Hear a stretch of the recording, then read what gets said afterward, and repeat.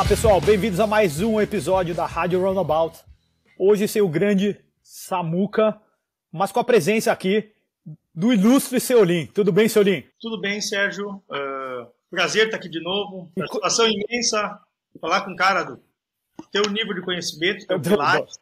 Do nosso nível, né? Do nosso nível. A gente vem da mesma escola, né, Seolim? Eu era nível abaixo, mas já chego nessa nível de qualidade aí, sei de todos os convidados que o podcast teve nos últimos episódios e da imensa capacidade deles. Então é uma grande satisfação pessoal para mim. Como é que tu tá? Tu me disse que tá em Boston. Estou aqui em Boston hoje, né? Acho que eu fiquei uma distância grande aí em São Paulo, aí no Brasil, digo. Mas agora de volta aqui para casa em Boston. E, cara, hoje acho que a gente está sempre falando de temas relacionados ao empreendedorismo, sempre, acho que as nossas conversas anteriores, até quando a gente fez aquele bate-papo da eficiência dinâmica do Walter de Soto, a gente estava falando disso daqui. E a ideia hoje era discutir em cima desses 3 artigos teus que você publicou aí do começo de dezembro até o comecinho de março lá no Mrs. US, sobre empreendedorismo e sobre como que essas intervenções estatais, desde dessa ideologia woke ou até a impressão de dinheiro, como que tem afetado o dia a dia das empresas e o dia a dia do mercado de investimentos e o empreendedorismo em geral, né? Não só as empresas, mas até a vontade de empreender das pessoas que vêm atrás. E o terceiro artigo, o último que você traz, é até legal, que você fala assim, a volta ao individualismo, o individualismo metodológico da escola austríaca como resultado, como uma ferramenta para ver a gente estar disputando isso daqui. Então, acho que, cara, acho que a gente pode falar dos 3 artigos de forma geral, a gente pode pegar um deles, mas eu deixo aí para você abrir. Acho que, em geral, você sempre traz algo, um insight a mais, da onde que veio a ideia de você criar essa trilogia de artigos. Passo aí para você, Seolim. Quando a gente fala desse contexto econômico contemporâneo, vamos dizer, esse pós-grande recessão, que eles chamam, crise de 2008, crise do subprime, a gente pensa na impressão monetária e nas baixas taxas de juros, na descoordenação econômica, e a gente olha sempre os aspectos financeiros, os aspectos empresariais, e poucos aspectos sociais. E o progressismo, como a gente vive hoje, é um resultado dessa política. Eu não estou querendo dizer aqui que, claro, o ser humano ele é subjetivo, e a ação humana é subjetiva, o ser humano cada um tem o seu subjetivismo, os indivíduos têm vontade própria, capacidade própria de criar relações de causa e consequência, valores, perceber valor, mas o ser humano inegavelmente responde a incentivos também. E esses incentivos monetários que a gente teve, taxas de juros muito baixas, um contexto de impressão monetária, como eu digo no primeiro artigo, um conto de fadas corporativo em que tudo é possível, em que empresas investiram mais em espaço pet para os filhos dos funcionários do que em conquistar mercado. Tanto era o dinheiro que jorrou pelo mundo, e a gente tem um exemplo, por exemplo, do SoftBank, que mesmo no Brasil investiu em muitas empresas, muitas e muitas empresas. Então, até no Brasil a gente viveu isso, e vive isso, né? Uma demanda aquecida em certos segmentos de mercado, sem gerar valor para as pessoas, no sentido que as pessoas não percebem valor nisso, acaba sendo uma sucessão de cria-se empresa, quebra, cria-se outra, capta dinheiro internacional, quebra, mas é ESG, a agenda ESG, a agenda progressista. E eu estava lendo ontem mesmo, me preparando aqui para a nossa conversa, e, por exemplo, vi que tem uma notícia que o Meta, o Facebook, contratou uma série de pessoas para não fazer nada. Entende? Mas é que está o dinheiro disponível, livre, investidores entrando, as pautas identitárias que as empresas têm que ceder com medo da perseguição social. A gente tem no Brasil, por exemplo, aqueles Sleeping Giants, que tem também estão nos Estados Unidos perseguindo empresas, então as empresas acabam, sabe, se sentindo, nossa, eu preciso sinalizar virtude, eu preciso ceder às pautas. A XP é um exemplo também no Brasil, virou coisa, não, nós vamos a nova era, essa história do reset que a sociedade viveu, que formato C2 pontos e que nós íamos todo mundo trabalhar em casa. Então foi a partir dessa percepção assim, de que tudo isso está meio interligado que surgiu a ideia de construir esses 3 artigos, né? O primeiro eu falo mais especificamente da questão financeira mesmo, né? Que é a raiz de todo o problema, né, seu Lee? Porque no final a gente vai ver que assim, a empresa pode ficar fazendo todos esses investimentos errados enquanto ela tem alguma entrada de caixa. Seja essa entrada de caixa via investidores externos, via essa impressão de dinheiro que está ocorrendo, ou seja essa entrada de caixa via lucro mesmo, via geração de caixa operacional. O que aconteceu durante todo essa mais que uma década de expansão creditícia, de dinheiro fácil para todo mundo o tempo inteiro, todo mundo levantando. Você citou o caso do SoftBank, mas aqui nos Estados Unidos mesmo a gente tinha também todo o caso do o mercado de venture capital e private equity gigantesco, coletando dinheiro e dando basicamente para as empresas, os valuations loucos. Então assim, todo mundo tinha cash, né? Então aquele ditado máximo que cash is king continuava, só que não era o cash is king da geração de caixa. Era só o cash is king da financiação, do financiamento externo. E daí, na hora que esse dinheiro é fácil, todo mundo pode começar a fazer todas essas besteiras aí que você está dizendo, como, acho que até no episódio com o João Mazzoni eu falei daqueles videozinhos que a gente vê no TikTok, todo mundo coloca até no YouTube e tal, tirando sarro dos caras do TikTok, é assim, o meu dia de trabalho no Twitter, o meu dia de trabalho não sei aonde, todo mundo só fica tomando café latte o tempo inteiro, fazendo carinho no pet, igual você mencionou, e não trabalha. Então, no final do dia, tudo começa num ambiente de easy money, né? De taxas de juros baixas, criação de dinheiro, impressão de dinheiro, isso que permite todos esses comportamentos, e acho que é isso que você está colocando aí no teu artigo, né? Temos uma alteração da própria noção de tempo e preferências temporais. Se o dinheiro tem menos valor ao longo do tempo, com taxas de juros artificialmente baixas, naturalmente as pessoas acabam se tornando mais orientadas para o presente. E foi um pouco que a gente passou, e vai se criando uma bolha, uma espiral, ao ponto de que a gente teve aquelas 2 siglas, a TINA, que é There's No Alternative, e a FOMO, né, que é Fear of Missing Out, que é todo mundo com medo de perder as oportunidades porque tu ouvia de alguém que investiu numa startup, fez investimento em venture capital e vendeu um ano depois por 10 vezes, então se criou uma pressão. Eu conheço gente do comércio querendo, não, quero investir nessa coisa de tecnologia porque isso é bacana. Aí eu até pensei, puta, mas a gente está vivendo tempos estranhos, né? Pessoas, é quase que análogo àquela piadinha que tinha nos anos 80 e nos anos 90 que falava o dia que você pega um táxi em Nova York e o taxista quer conversar com você sobre investimento de ações, ele fala, ou seja, você tá no ápice da bolha. E o que você está falando aqui é a mesma coisa. Você está falando, o dia que uma pessoa que tem um pequeno comércio está pensando em investir na empresa de tecnologia, não que não possa existir uma pessoa em geral, mas na hora que isso vira um evento em massa, é a ilustração de uma bolha, né? A gente... Então, assim, o primeiro artigo vai nessa linha, né?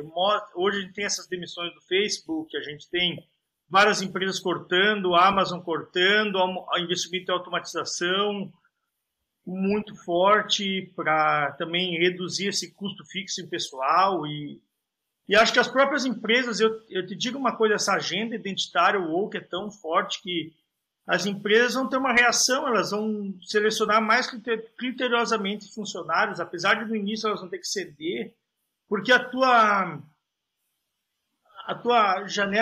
o teto de vidro fica maior, fica menos resistente, mais tu acaba sendo mais vulnerável a toda essa agenda e as pressões desses grupos.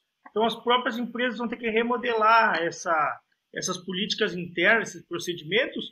A XP, por exemplo, já começou, o Benchmall lançou uma carta falando, olha, nossa política que nós pensamos em home office e todas as novas práticas não funcionaram também. Nós vamos ter que voltar um pouquinho para o que era antes. E que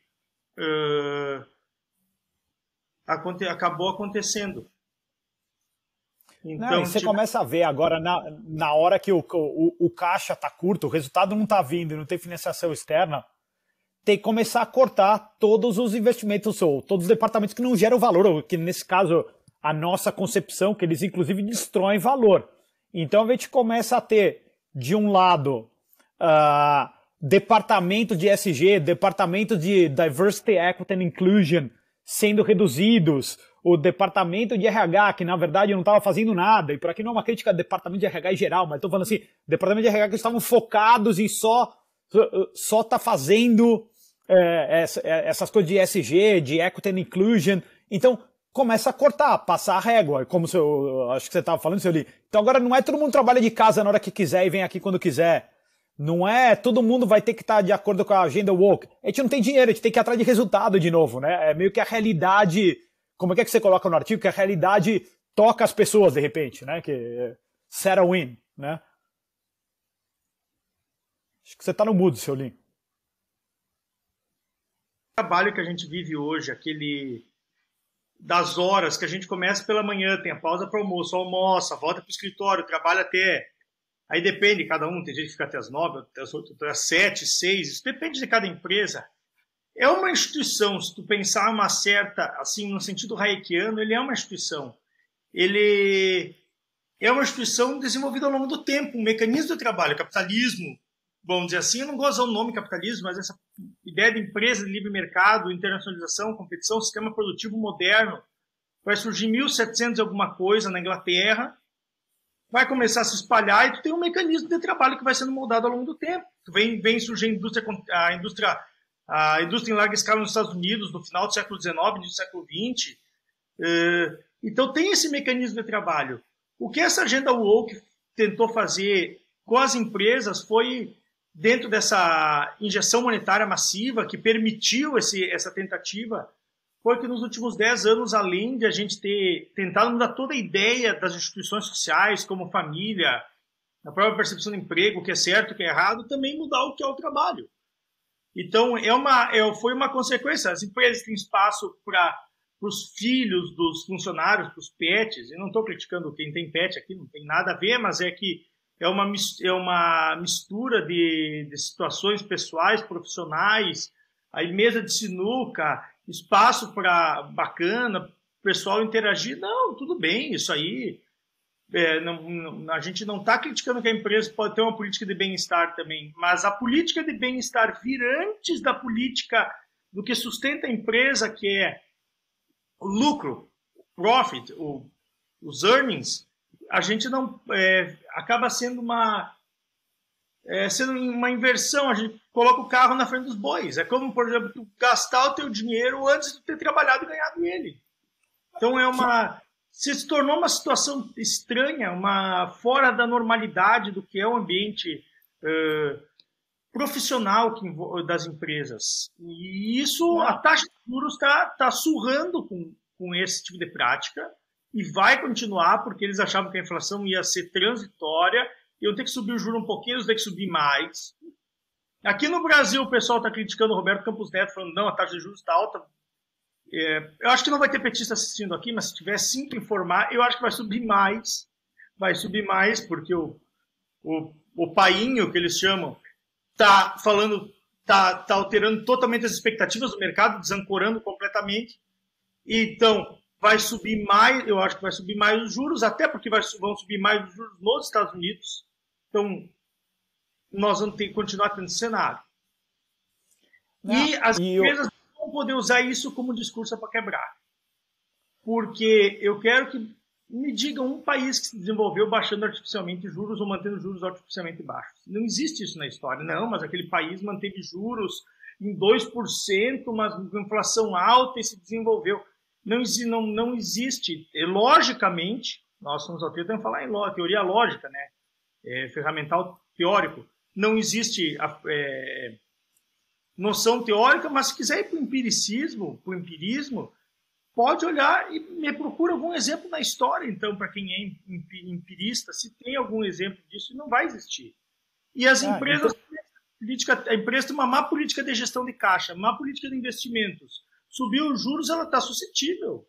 Ela tem que fazer um desenho de perspectiva de mercado, por mais que seja subjetivo, o futuro seja uma coisa de deficiência dinâmica que vai se construir, a empresa é responsável pelos seus erros. Foi ela que tomou para fazer uma nova planta industrial, uma nova sede, ao invés de ter uma política mais temerária com relação ao futuro. Não, com certeza, senhor Lira, com certeza. Mas eu acho que o importante aqui, até quando o Rothbard usa a expressão, né, com cluster de erros empresariais. Né? Não é que a gente tem os erros empresariais espalhados, tem um cara falhando aqui, outro ali, que é o normal do mundo, né? Mas a gente sempre tem esses clusters, sempre estão alocados no mesmo setor, sempre estão alocados em indústrias onde você tem mais bem de capital, ou os fluxos de caixa futuros estão mais distantes. Né? Então, até as empresas de tecnologia, elas são análogas. Né? É OPEX, esse CAPEX dela é OPEX, é um OPEX gigantesco hoje para coletar fluxo de caixa lá na frente. Então o efeito da taxa de juros também está ali. Mas acho que o importante, o legal que você traz, principalmente na hora que a gente junta os dois primeiros artigos, é a ideia que a política monetária afeta vários setores, né? E afeta os gestores da empresa que começam a ser mais laxos com a gestão do seu próprio dinheiro. Então, enquanto é difícil você como empresário sair ou evitar essa expansão creditícia do governo, você pode pelo menos evitar o mau uso dos recursos internamente. Né? Você pode pelo menos evitar que a sua empresa se torne woke, não somente se torne woke, mas também que faça investimentos exagerados em unidades produtivas, em todos os caminhos. Às vezes é difícil a gente entender o que está acontecendo no mercado, em função dessa manipulação toda, mas que investir nessa agenda woke não faz o menor sentido, não faz. Porque, acho que como você estava falando, se a gente parar para pensar, o objetivo da empresa é gerar o lucro via entrega de valor para o cliente. E qual é o primeiro ponto que é negligenciado por todas as pessoas? Se o meu objetivo é só ficar passando a mão na cabeça de todo mundo que está ali dentro, a primeira pessoa que é negligenciada é o cliente. Então como que eu vou poder gerar fluxo de caixa positivo lá na frente, cara? Não tem como gerar, como até chegou-se ao ponto de nem se pretender mais. As empresas têm uma justificativa para ter prejuízo, não, nós estamos ganhando. É a história dos bancos digitais, não nós estamos fintechs, nós estamos ganhando mercado, nós vamos tomar o poder dos bancos, nós vamos quebrar com eles e depois a gente começa a ganhar lucro, a gerar lucro. Agora eles estão tendo que cobrar pelos serviços. Eu não vou dar nome até do banco, eu acho que posso dar. Vi que o C6, por exemplo, vai começar a cobrar uma taxa de manutenção da conta, ou algo similar. O que acontece? Toda aquela política de que dinheiro infinito entrando e que ia ser possível mudar o mundo em 5 anos, que é uma tentativa construtivista, como o Mises fala em Teoria e História, mas é um construtivismo não no sentido de social, mas no sentido econômico, de mudar o que são as empresas, de mudar o que é, como uma empresa se estabelece no mercado. Nós chegamos ao ponto de que você questionou até, peraí, tudo que a gente aprende na faculdade de administração, de economia, está certo? Será que não está tudo errado? Porque a administração fala, a empresa tem que gerar benefício para o acionista, o objetivo da empresa é isso. Aí a gente até tem esses vários modelos de forças, fraquezas, não, mas tem que gerar para o acionista, mas tem que gerar para a sociedade, tem que gerar também para os fornecedores. Aí, ao longo do tempo, e já é uma coisa que está vindo de mais tempo, foi se mudando isso para uma ideia mais ampla e se perdeu a ideia o core do negócio, que é gerar lucro. E gerar lucro significa satisfazer clientes. Porque senão as pessoas não compram. E se as pessoas não elas compram se elas estão interessadas no produto. Então, quanto mais lucro o McDonald's gerar, mais benefício ele está gerando para o consumidor dele. O lucro, por definição, é aumento de welfare, de bem-estar para a sociedade, né, Sueli? Você está realocando os recursos de melhor maneira. Da maneira que a sociedade quer e valora eles. Se eu compro um hambúrguer, se eu estou viajando, e ao invés de parar num restaurante lá na Espanha, um país que nós dois gostamos, para comer uma paella ou comer um bife de terneira de Navarra, passo no McDonald's e pago 1,5 euro por um cheeseburger. E não, vou comer 3 cheeseburgers desse McDonald's. Ou que eu estou nos Estados Unidos, estou em Auburn, lá no Mises, e vou até o McDonald's, que fica perto, para comer nuggets no McDonald's por $1, e não vou no restaurante do lado, na verdade, ele está me gerando benefício, o McDonald's, porque eu não estou indo eu estou, pelo custo que eu estou tendo mais benefício comparado aos concorrentes. Então, na verdade, ele tá me gerando mais satisfação, não só com o próprio alimento, mas com a poupança, vamos dizer assim, o não dispêndio de recursos que eu vou ter para outras alternativas. Uma melhor alocação do meu dinheiro, numa curva de preferências, eu não gosto de dizer isso, tá? Coisa meio, sabe, uma brincadeirinha matemática com o ser humano, mas dentro da minha própria valoração do que o quanto a gente quer gastar, ter despesa em determinados serviços e produtos. Então é interessante assim, toda essa mudança ocorreu, mas tudo tem uma origem, que é, não posso dizer que é só o positivismo. O Rothbard batia muito no marxismo, e o Salerno também bate muito no marxismo, até no discurso do Art Diaz ano passado bateu bastante no marxismo, progressivismo, como uma tentativa marxista, mas eu acho que hoje já não é nem mais uma tentativa. Tem a roupagem marxista, mas tem a roupagem positivista também. O positivismo, ele não, por definição, o positivismo ele não tem valor nenhum. O positivismo ele é só uma tentativa de sacar leis da realidade e exemplos empíricos e fazer funções e modelar a ação humana. Então, muito do que a gente vive, e para mim, a maior parte, vem do positivismo. Porque a própria definição do que é compra. Pergunta, por exemplo, para alguém que é neoclássico, de onde é que vem, por que se tem uma transação? Eles vão explicar. Não é que um valora mais que o outro, está trocando, não. Eles valoram mais ou menos na mesma proporção, então por isso que está tendo o intercâmbio, a troca. Quer dizer, tem uma definição errada do que é a própria troca. Eles partem como falta o ferramental teórico inicial, que é a partir da taxônomia da ação humana. Falta o ferramental básico. As conclusões lá no fim, tu vai encadeando naquele... O Huerta de Soto faz uma pirâmide, né? Tu vai encadeando em cada vez leis mais específicas que vão se construindo através da própria noção da realidade. Por isso que quando eles dizem assim, não, mas uma ideia só lógica é impossível. Claro que as leis principais vão derivar da lógica pura. Mas quando tu for indo para níveis mais baixos, tu vai adicionando camadas da realidade que tu vai vivendo. Por exemplo, eu não posso fazer uma lei econômica sobre moeda se a moeda não existe. Entende? Então, como eles têm essa falta do ferramental, eles dizem que nós austríacos não temos noção de realidade, mas na verdade quem não tem é eles. Então, como consequência de toda essa pauta progressiva, tem toda sempre essa justificativa.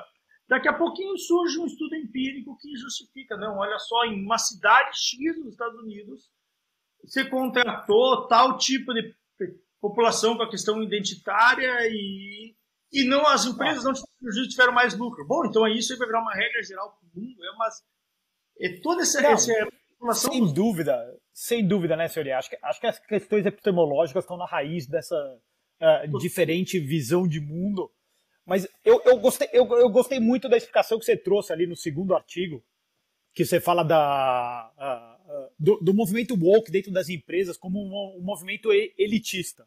E você até faz uma analogia com aquele artigo famoso do Rothbard, que ele está falando egalitarianismo e as elites. Que no fundo é sempre uma ferramenta de imposição de uma elite que não consegue ter sucesso dentro do mercado, então ela quer criar um novo jogo para ela poder estar na liderança. E no fundo é isso que a gente começa a ver até dentro das empresas, né? Porque começa a ter uma pessoa que não entende nada de negócios, não entende nada de criação de valor, não entende nada de entregar valor ao cliente, não entende nada do processo produtivo, e de repente essa pessoa é o head de DEI, Diversity, Equity and Inclusion da empresa, e ela domina a empresa. A empresa inteira está indo atrás do que essa pessoa quer, que no fundo está levando a empresa à destruição. Então, pô, esse insight que você trouxe eu achei, cara, é demais, é muito legal isso nesse segundo artigo. Antigamente, isso se dava através dos sindicatos. Sindicatos. O que era? O cara entrava, o cara virava sindicalista, para não ter que. O cara é metalúrgico, para não bater ponto na indústria metalúrgica. Podem ter exceções, tá? Mas eu não vou falar de exceções, nós vamos falar da regra geral. Para não bater ponto, não ter que trabalhar, o cara virava sindicalista. O cara virava lá o representante da Sindicato dos Trabalhadores Metalúrgicos de Boston, vamos dizer assim, para não trazer, por exemplo, do Brasil, porque daqui a pouco até, enfim. Então, e também sabe, tu acaba, as pessoas migram para impor essas pautas, aí faz greve, aí tem que fazer reunião com, então ficam barganhando benesses, e para manter aquele status quo que era o sindicalismo. Hoje em dia isso aí virou identitarianismo, que é o quê? Tem todas essas pautas, não, Black Lives Matter colocando, impondo, perseguindo empresas, Sleeping Giants perseguindo empresas, que as empresas dizem, bom, peraí, vamos ter que escolher pessoas que são desses grupos para entrar, para serem contratadas, para dar aquele, como é que chama, clean wash, para dizer assim que não, peraí, viu, nós defendemos as pautas para não ser perseguido. Porque o que o empresário quer também é ganhar dinheiro, entendeu? Então, o empresário, a maior parte, eles não vão, vai sofrer essa perseguição, isso até um bullying, eles criticam tanto o bullying, mas o que eles fazem é bullying, é perseguição, é um harassment. Tu tá pensando assim, não, peraí, eu vou poder trabalhar em paz, então contrata aquela meia dúzia ali para fazer de conta que tá tudo bem aqui, e às vezes não muda nada internamente, muda só assim a aparência, os vídeos institucionais, as áreas de lazer, com o objetivo de dar essa roupagem moderna, contemporânea, para não estar submetido a essa perseguição. Então, não, mas eu acho que o ponto é justamente junto com o governo. Sim. Então, movimentos Black Lives Matter é um exemplo. Tantos outros para dizer assim, peraí, não, mas por que não tem tantas diretoras mulheres na empresa? Acaba lá, cria mais diretorias que às vezes fazem quase nada, né? Se as põe para fazer de conta que não, olha ali, temos tantas mulheres gestoras na empresa, são gerentes. Tudo com o objetivo só de dar essa roupagem. Então, tu acaba impondo uma na sociedade, no poder, porque eles querem perseguir, querem tomar poder, querem tomar, essas ONGs querem financiamento público, querem financiamento das grandes fundações, e às vezes a empresa, até isso, às vezes a empresa não bota nela mesma, não contrata para ela mesma, mas ela faz o seguinte, 10% do lucro nós vamos destinar para iniciativas socialmente responsáveis. Só que sem fiscalização nenhuma, porque o socialmente responsável, aquelas ONGs, e o Brasil viveu isso, de 2013 a 2016, o Brasil viveu assim, ONGs eram um mecanismo de financiamento privado, as pessoas das ONGs tu viu os eventos, eram as ONGs, todo mundo de MacBook Pro do ano, o iPhone... É cabide de emprego, né? É cabide de emprego que não entrega. Mas o que eu tenho falado bastante com relação a esse movimento woke é que, assim, você levantou um ponto. Muitas vezes o empresário se vê refém, ele está sofrendo esse bullying, ele se vê refém, ele fala assim, beleza, eu vou gastar aqui uma baita grana em montar esse departamento.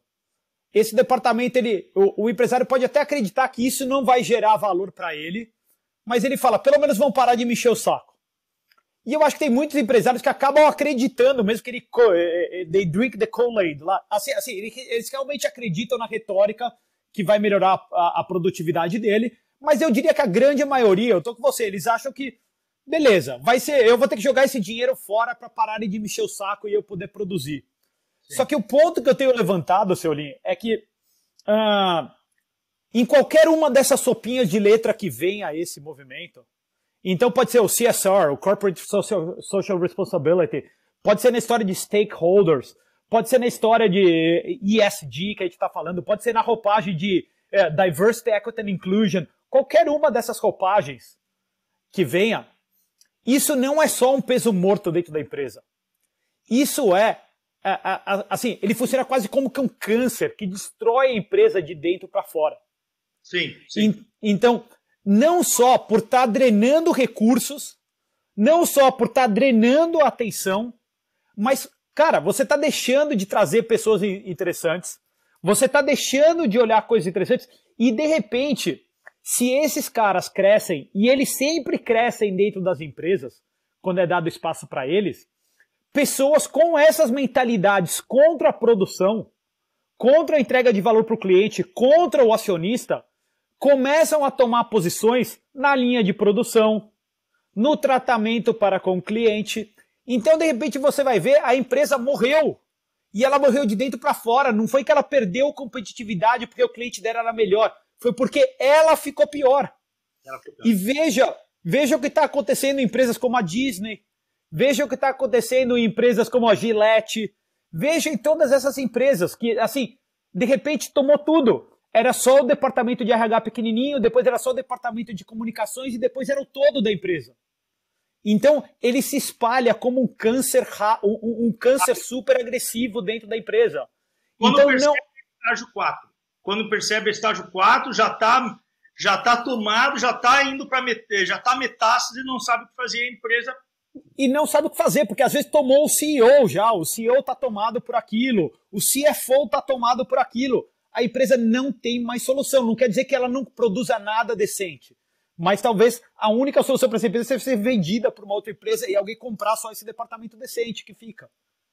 Mas é exato. Eu nunca tinha pensado nesses termos, mas olha, cara, é isso aí mesmo. É como um câncer. É como algo que vem destruindo de dentro para fora. E nós temos muitas... A Ambev no Brasil, o que era a Ambev nos anos 90? Comprar a Brahma. Cortar custo, nós vamos ser agressivos e tomar o mercado. O que é a Ambev hoje? Não, veja bem, nós temos que ter políticas de inclusão. Parece até que eles negam a própria história da empresa. Parece não, eles negam. Parece não, eles negam. Eles negam. O próprio Grupo Globo. Fala do Grupo Globo. Que foi... O Roberto Marinho fez o apoio ao regime militar. Tudo bem. Foi uma certa circunstância histórica. Eu não quero entrar nesse revisionismo, se é certo ou errado. Enfim, as ações estão postas. Depois, ao longo dos anos, a Globo sempre foi, durante o governo PT, a Globo sempre bateu, apesar de já ter tido esses insights, a Globo sempre bateu nas muitas políticas econômicas erradas. O PT sempre criticou, sabe, essa coisa do companheirismo e tanto que as manifestações contra a Dilma, ela mostrou assim, parecia o dia inteiro mostrando, a Globo News mostrando. Ela deu uma virada em 3, 4 anos, trocou a equipe de jornalismo, ela deu uma virada em 4, 5 anos. Eles só falam de progressismo woke. A pauta é prioritária. E parece que o Ocidente inteiro virou isso. A gente virou uma coisa assim. Até ontem eu vi uma brincadeira, vi um meme, que era assim, o Xi Jinping e o Putin fazendo um acordo. E aí o Putin me preocupado, o Xi Jinping botando a mão no ombro, falando, fica tranquilo, olha com que eles estão preocupados.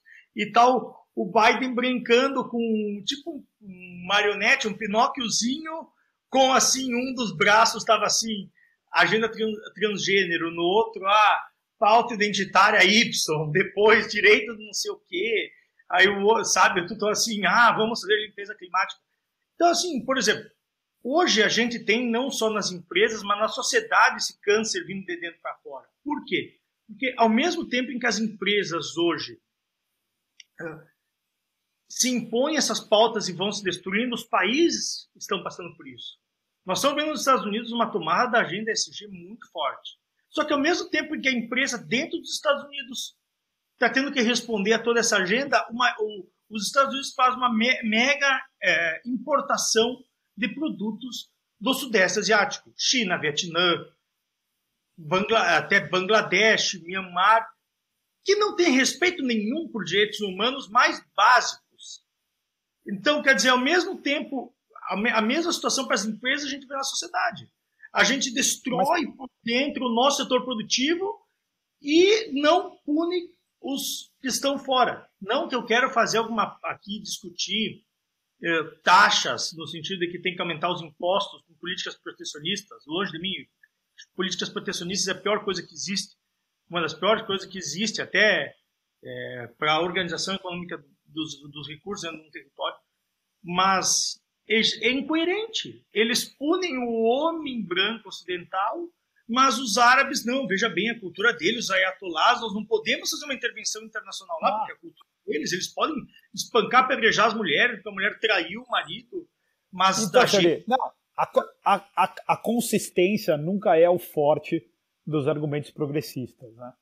Eu acho que a mensagem que fica para os empresários, e eu acho que são duas mensagens que ficam, uma muito claro para os empresários, empreendedores, pessoas que estão no mundo de negócios, cuidado com essa agenda progressista, que no mínimo você está excluindo 50% do mercado, e 50% do mercado significa dos teus fornecedores, dos teus funcionários, de quem quer que seja. E eu tendo a achar que é muito mais do que 50% que você está alienando. Estou falando, no melhor dos casos, você está alienando só 50%. Mas o outro que fica, acho que para a gente, para nós economistas também, é não sermos sugados pelas discussões somente da agenda woke e ter sempre em mente o que você está falando no teu primeiro artigo, que a raiz de todo o problema, o que permite com que uma empresa se comporte de maneira laxa e que queime caixa e que destrua valor, é a expansão creditícia artificial. Então, assim, o nosso primeiro inimigo sempre tem que ser... eu vou falar o Banco Central, porque, ou seja, é a expansão creditícia artificial, é a impressão de dinheiro, da onde está vindo, assim, é a política monetária, que não deveria existir, né? Mas, assim, esse é o primeiro inimigo que permite com que todas essas outras malezas floresçam e perseverem. O nosso amigo, vou citar ele, nós vamos fazer uma depois. Nosso amigo Domingos Branda, uma vez me deu uma sacada genial. Nós estávamos falando sobre essa questão de toda essa agenda, e ele me falou assim, sabe o que o pessoal não percebe ainda é que não adianta acabar com tudo e não acabar com o Banco Central. Exato. E a Latam está lá. Se não acabar com o Banco Central, é só tu olhar, por exemplo, assim, porcentagem do governo no PIB nos Estados Unidos até 1913, todo o século XIX. Tu olhar a cada etapa que tu vai tendo de modificação das políticas e de afrouxamento da questão da restrição, eu vou dizer assim, da seriedade monetária. Da seriedade, porque é de tratar de uma maneira séria e coerente dentro de um conjunto de valores as coisas. Sim. Então, o coração é o dinheiro fácil. Se tem dinheiro fácil, vou fazer uma analogia bem simples, mas que acho que é bem plausível. Como um filho jovem que dá todos os recursos para ele tende a não ter a mesma vontade de fazer as coisas do que se tu cobrar ele. Se ele tem tudo possível, fácil, como hoje, até nós passamos por esses anos de educação ali pedagógica do PT, que foram uma destruição em termos pedagógicos das crianças, que era assim, não, a criança não pode chorar, a criança não pode isso, aquilo. Esse é um outro problema do Ocidente inteiro, senhor. É um outro problema do Ocidente inteiro, muito forte aqui nos Estados Unidos também. A criança nunca vai atrás de nada, a criança não vai saber que tem que trabalhar, tem que buscar, não vai ter nem vontade. E com a agenda woke é a mesma coisa. O governo imprime dinheiro, passa para os bancos emprestam, os bancos têm que emprestar. Bom, eles não vão emprestar por emprestar, eles têm que criar uma roupagem do porquê, o que eles estão fazendo com esse recurso. Então é melhor para o meio ambiente, então vamos criar títulos ESG. Aí tu faz por carbono, aí tu faz a questão do carbono, a empresa é negativa, ela aprisiona carbono, então ela comprou uma floresta da Amazônia, mantém lá, mas ela tem uma fábrica em São Paulo, então, nossa, a emissão líquida de carbono dela é negativa. Não, beleza. Essa empresa pode captar por, vamos dizer, CDI menos 2%, enquanto a outra capta CDI. E criam essas justificativas. Só que se tu pensar bem, a empresa, o banco está tendo um certo custo de oportunidade, vamos dizer assim, no sentido neoclássico de que ele poderia estar emprestando a CDI. Mas, na verdade, o volume de dinheiro que foi para os bancos, aqui eu falei em CDI, mas para exemplificar para os nossos ouvintes e espectadores brasileiros, né? Mas isso é muito mais forte nos Estados Unidos. O volume de dinheiro que foi para os bancos é tão grande que o banco, para não deixar entesourado, empresta, investe em venture capital aqui e ali. Com aquela ideia de, tipo assim, não, vamos investir em 100 empresas. Se uma der certo, a gente recupera o investimento. Não. E tem pior ainda. Não lembro se você tem memória disso, mas no primeiro round de expansão creditícia, em março e abril de 2020, aqui nos Estados Unidos, tá? E daí os rounds subsequentes também seguiram meio que a mesma regra. Assim, dentro do tipo de ativo que o governo americano iria comprar nessa expansão de 2020, que é a expansão na era dos lockdowns, tudo isso, tinha a agenda ESG, Diversity, Equity and Inclusion, dentro das demandas. Sim. Então, até assim, você vai receber o dinheiro se você estiver seguindo essa agenda também. Então, eu vou comprar os tipos de ativo que estão dentro da agenda ESG. Ele só tinha outro nome, tá? Ele não estava tão explícito no uso dessas siglas. Mas, sim, eles criam as regras normais que eles criam para o financiamento, mas para botar a questão climática, social, essas pautas. Então, a gente tem um problema. A moeda, a gente está vendo no Brasil uma coisa que é a seguinte. Fato bem notório. A gente tem um Banco Central, a gente tem um presidente do Banco Central que está segurando o juro e a gente tem um governo querendo baixar o juro à força. Brigando para baixar o juro. Na verdade, acho que o governo nem quer baixar o juro. O governo quer deixar assim, quer encontrar um culpado para o próprio fracasso. Porque ele sabe que se baixar o juro, ele vai ter inflação. Entendeu? Por mais que eles dizem, não tem risco de não pagar os títulos porque é moeda soberana, não, isso beleza. Mas ao longo do tempo, tu vai criando tanto, tu vai imprimindo tanta moeda, vai gerando tanta inflação, que a inflação acaba sendo um risco. Então, tu acaba tendo esse outro risco político também para o governo, que não só o risco de dar um calote. Perfeito. Mas a gente tem eles estão usando o Banco Central como uma desculpa para o insucesso já do governo, eles são espertos, eles criaram um culpado antes do problema aparecer, entendeu?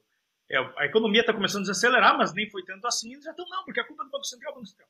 A gente está vendo o seguinte, nós não podemos deixar o dinheiro sob responsabilidade, a moeda sob responsabilidade do político que está no governo do plantão, porque os incentivos são de curto prazo, seja presidente, seja primeiro-ministro, seja rei, quem for. A moeda não pode estar na mão do governo, porque o governo tem objetivos políticos. Fazer um paralelo, a gente fala da teoria da escolha pública, que os políticos eles têm a intenção do capital deles não é capital financeiro, é capital político ao mesmo tempo. Se perpetuar no poder, na estrutura do Estado, poder dar cargos para eles. A política ela não funciona só em termos de família, ela funciona em termos de clã. É como se fosse um clã. Então, cada político tem sua esfera de influência, são ministérios loteados, são instituições loteadas. Então, o que acontece é que deixar a moeda na mão do governo, agora para frente vai ser outra roupa. Foi a bolha do Mississippi em 1720 com a ideia de descobrir um novo mundo e povoar um novo mundo. Então sempre vão ter essas bolhas, essas artificialidades que vão... Perfeito. Impedindo o crescimento. E para o empresário é sempre difícil, porque o empresário não sabe. Estou falando, nem nós sabemos perfeitamente se uma demanda que existe pelo teu produto ela também está sendo puxada pela expansão creditícia na outra ponta. É fácil, às vezes, a gente ver a primeira etapa do efeito quintilhão, mas a segunda, a terceira, a gente também não consegue ver tudo. Mas acho que o que fica muito claro para o empresário tá olhando se a gente está passando por um momento de expansão creditícia em geral na economia, se parte dessa demanda pode ser artificial ou não, e que com certeza está investindo isso daqui em departamentos de ESG, em departamentos dessa proliferação da cultura woke, não é só um peso morto, como você está trazendo, você está contraindo câncer. Você está contraindo um veneno que vai se espalhar dentro da sua própria instituição. Né? E nós, economistas, acho que a gente tem que trazer isso o tempo inteiro, essa luta contra essa expansão creditícia. E daí eu já pego esse gancho aqui para entrar no terceiro artigo que você fala, que é, em parte, essa filosofia do construtivismo, do engenheiro social, né? Talvez uma maneira também da gente proliferar isso na ideia das pessoas, até dos economistas que às vezes se esquecem disso, é lembrar do individualismo metodológico. Que as pessoas agem não só dentro do coletivo, mas no individual também, né? Né, Soli? Sim. Que então, cada pessoa busca um sabor, uma coisa, um fim em si, né? E elas não são frutos só do coletivo. A única resposta é um conjunto de valores sérios e coerentes, uma teoria lógica que dê respaldo à ação individual e que entenda o indivíduo como soberano e que entenda, respeite a subjetividade de cada um dos agentes econômicos. O terceiro artigo ele vem nessa ideia de que, tem uma base teórica, que até eu já adiantei um pouco, falando um pouco de epistemologia, que vai suportar, que vai dar base vai embasar toda essa agenda progressista woke, seja nas empresas, seja na sociedade. Que muitos falam marxismo, eu acho muito mais ligado ao positivismo, essa ideia do engenheiro social, de termos engenheiros sociais. Um dos meus livros favoritos de escola austríaca, tem dois que eu gosto muito. Eu gostei muito de teoria histórica e gostei muito da Contra-Revolução da Ciência. Contra-Revolução da Ciência, principalmente a primeira parte, eu acho assim, sensacional. Acho que o Hayek tem insights muito bons sobre os fatos das ciências sociais e depois sobre os problemas do cientismo. Então, mais que o positivismo, vamos falar do cientismo. Essa ideia de tratar objetivamente, coletivamente a ação humana, no qual o marxismo se insere. O marxismo é uma outra roupagem de classe, enquanto o positivismo é aquela ideia das equações do método, mas sempre está nessa coisa do historicismo, do empirismo, não da como a ação humana se dá de fato. Então, o terceiro artigo vem como assim, olha, peraí, nós temos uma explicação para essa agenda existe, por que ela existe, quem é que dá suporte para ela, e como é que a gente pode ir contra isso? Que é a escola austríaca. Minha visão, de tudo que eu li e pesquisei, que me parece assim, e que é mais coerente, apesar que, claro, como toda escola de pensamento, ela também tem seu desenvolvimento ao longo do tempo, né? Ela é feita por seres humanos, a gente tem ainda muito a descobrir em termos de escola austríaca, a gente está recém indo. A ideia da empresa, entrepreneurship, pensar em termos austríacos, ter uma teoria lógica, e ainda assim a gente tem muitas partes que estão fora. Por exemplo, eu estou falando de estratégia, nós não temos uma escola austríaca de estratégia. A gente também, em termos econômicos, também vários aspectos, e também no direito, em outros aspectos sociológicos, ainda estamos engatinhando, temos um grande desenvolvimento que tem que ser valorizado, porque a escola austríaca luta meio contra tudo e contra todos, né? Ela não tem hoje, as universidades foram tomadas por essas agendas que nós estamos criticando aqui. Então, é muito mais fácil a justificação dessas agendas e cria aquele sistema que o Murray Rothbard falou, se eu não me engano, é no Manifesto Libertário, de um esquema que, de um lado, as universidades justificam o governo financia as universidades. Então a gente cria um sistema circular de que é tudo possível. E, inclusive, até eu escrevi agora um quarto artigo que é sobre o que está por trás do empiricismo, do empirismo, em que eu vou lá atrás do paper, que é aquele Historical Section of the Austrian School of Economics, em que o Mises discute o Methodenstreit. E dá para ver bem, assim, entender de uma maneira muito sucinta o âmago da ciência contemporânea. Apesar de estar falando uma escola histórica alemã do século XIX, que ela tinha um link muito grande com o poder, com a elite prussiana que tomou o poder, que queria um Estado forte, centralizador, que tivesse políticas públicas de educação centralizadas, que tivesse sistema de seguridade social centralizado, tudo.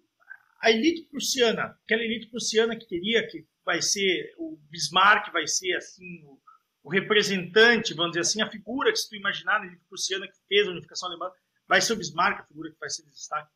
Essa elite prussiana tinha um link muito grande com as universidades. As universidades eram financiadas por essa elite, pelo governo, para justificar as ações dele mesmo. E hoje que a gente vive exatamente isso. Essa simbiose do Estado com os intelectuais e o ambiente universitário, infelizmente, remota até o artigo do Rothbard que você citou no seu segundo artigo lá dos Wokes das empresas, a mesma coisa, ou seja, um cara que não consegue uma posição dentro do mercado de trabalho, ele precisa estar justificando alguém, ele precisa do apoio de alguém, então ele está tendo esse apoio do Estado, então, e o Estado sempre depende do apoio também da população, em última instância. Então, os intelectuais estão provendo esse apoio para eles. Mas acho que, só para te caminhar aqui para o fechamento, seu Lin,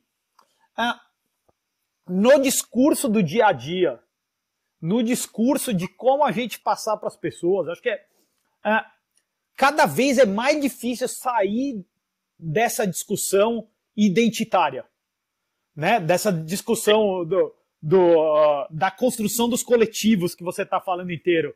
Então, acho que relembrar as pessoas o tempo inteiro, tanto as pessoas que estão dentro da academia, que estão na economia, como os nossos amigos que te encontram na rua do dia a dia, que são indivíduos. A gente tem que voltar para o individualismo metodológico, a gente tem que voltar a tratar todas as pessoas com objetivos que valoram subjetivamente os seus objetivos, né? E não só aquele... Cara, ele é um peão dentro daquele coletivo que foi assignado para ele, correto? Correto. Então, acho que isso daqui... Acho que os 3 artigos, eles vão estar aqui na descrição do vídeo, vai estar na descrição também aqui do podcast, os 3 artigos. A gente está traduzindo eles para o português, para publicar aqui, talvez no site do Instituto Mises Brasil, sei lá, publicar em algum lugar eles em português também. Então daqui a pouco a gente os tem. E a gente já está looking forward, já esperando esse teu 4º artigo, até para a gente discutir com o Domingos mesmo, como a gente falou, né? Isso, a gente vai poder fazer uma discussão mais aprofundada desse tema em específico. Mas eu acho que é justamente o que tu citaste, que realmente é o problema que a gente tem hoje em dia nas empresas e na sociedade em geral, que a gente virou refém de uma ideologia, de certas ideias. Nós estamos presos e acho que só uma crise, por isso que a gente precisa da crise. E por isso que, infelizmente, vai ter que vir, a gente vai ter que suportar, porque só uma crise para mudar um pouco esse panorama. Só a correção completa. As pessoas sentem no bolso. Então, só quando a gente começar a sentir no bolso, a gente vai dar uma guinada no caminho correto, voltar. É triste falar isso, é triste falar que o ser humano, que a sociedade precisa do ciclo, mas parece que a minha percepção cada vez mais é que sem o ciclo a gente acaba incorrendo em certos erros e repetindo os erros que não são de hoje. É um processo histórico, a gente teve nos anos 70, assim, no final dos anos 60, 70, sabe? Tudo que foi aquela ideologia dos anos 60, 70, aquela crise, inflação alta dos Estados Unidos, a estagnação, para depois surgir um novo momento, aí vem uma nova onda social, e tudo vai se repetindo, a gente vai vivendo esse movimento até pendular, que vai de um lado para o outro, aí se arruma a casa, se ajeita, e parece ser humano, opa, agora ajeitamos, estamos então, melhor, vamos voltar a fazer besteira.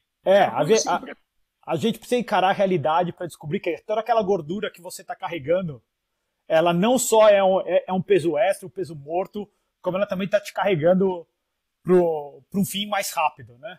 E está te proibindo de fazer várias coisas que você poderia fazer, e acho que é só nesses momentos em que a realidade chega, e chega para todo mundo, e infelizmente ela é inevitável chegar a essa realidade. Se ela não chegasse, realmente seria melhor, mas ela chega, não tem como evitar. Então, acho que esses são os passos. Seu Li, muito obrigado. Show de bola os 3 artigos. Espero que todo mundo leia aí os 3 artigos. Então, show de bola e já ficamos na espera do quarto, então, seu Li.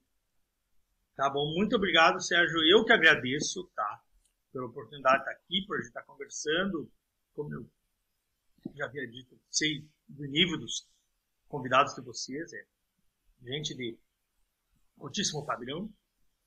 E para mim estar aqui contribuindo é muito bacana. Todas as iniciativas que envolvem MISES brasileiros, sempre estou junto, estou disponível, gosto muito do pessoal. Todo mundo é super atencioso, super apoiou o desenvolvimento da teoria e da gente ter um pouco de sanidade dessas discussões brasileiras, que hoje é complicado, assim, dentro da internet, principalmente. Tu abre o Twitter, tu olha uma hora, tu fica louco. Então, participar de iniciativa assim, de tamanha excelência e que eu sei o alcance que tem, para mim é muito bacana e eu fico muito contente. Show de bola, Silvinho. Um abraço. Um abraço.